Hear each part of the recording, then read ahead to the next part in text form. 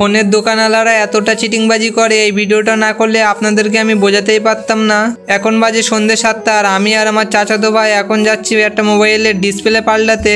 বাজারে এসে আমি আর আমার চাচাতো ভাই 10টা করে ফুচকা খাবার পরে আমি তো আর খেতে পাচ্ছি না, আর আমার চাচাতো ভাই নাকি এখনো নাকি 20টা ফুচকা খাবে। আর সত্যি বলতে এই 20টা যদি ফুচকা খেতে পারে তাহলে যে কোনো মেয়েদের সাথে বাজি লড়া যাবে। আর এসেছি এই মোবাইলের ডিসপ্লেটা বদলাতে, আর 5 থেকে 6টা দোকান দেখানোর পরে সবাই তো বলে 1200 টাকা লাগবে এই ডিসপ্লেটা চেঞ্জ করতে।